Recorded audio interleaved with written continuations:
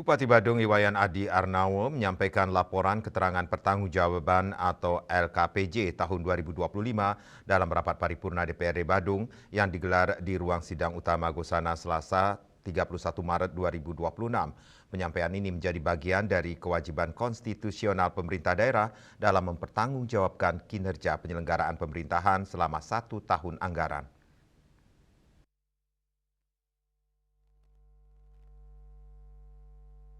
Dalam laporan tersebut, Bupati Badung Iwayan Adi Arnawo menjelaskan bahwa pelaksanaan pembangunan tahun 2025 mengacu pada tema penguatan transformasi ekonomi dan investasi guna meningkatkan daya saing daerah.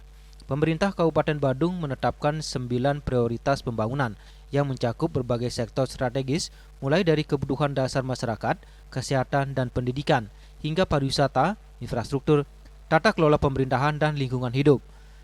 Pelaksanaan program-program tersebut didukung oleh anggaran pendapatan dan belanja daerah atau APBD yang telah disepakati bersama DPRD.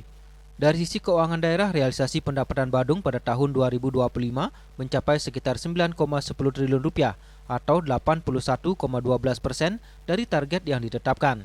Pendapatan tersebut didominasi oleh pendapatan asli daerah yang terrealisasi sebesar 8,06 triliun rupiah. Sementara itu, belanja daerah juga terrealisasi sebesar 9,10 triliun rupiah atau 81,12% dari total anggaran, dengan rincian belanja operasi, belanja modal, belanja tak terduga, dan belanja transfer yang dijalankan sesuai kebutuhan dan prioritas pembangunan. Selain itu, dalam aspek pembiayaan, realisasi penerimaan pembiayaan tercatat sebesar 586,35 miliar rupiah atau 32,02%. Sedangkan pengeluaran pembiayaan mencapai 200 miliar rupiah atau terrealisasi penuh secara keseluruhan. Pemerintah daerah mencatat sisa lebih perhitungan anggaran atau SILPA sebesar 1,19 triliun rupiah yang diharapkan dapat dimanfaatkan untuk mendukung program pembangunan pada periode berikutnya. LKPJ juga memuat capaian penyelenggaraan urusan pemerintahan baik urusan wajib pelayanan dasar maupun non-pelayanan dasar serta urusan pilihan seperti pariwisata, pertanian, perdagangan, dan perindustrian. Seluruh program tersebut dilaksanakan dengan penyesuaian terhadap dinamika kebutuhan masyarakat dan skala prioritas daerah. Meskipun diakui masih terdapat berbagai tantangan yang perlu disempurnakan ke depan.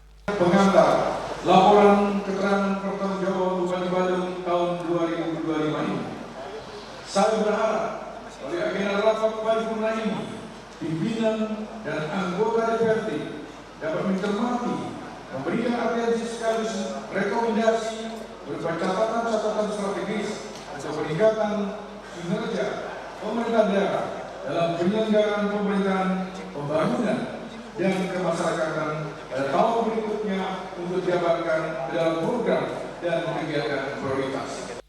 Melalui penyampaian laporan ini, pemerintah daerah berharap DPRD dapat memberikan masukan dan rekomendasi strategis sebagai bahan evaluasi dan perbaikan kinerja.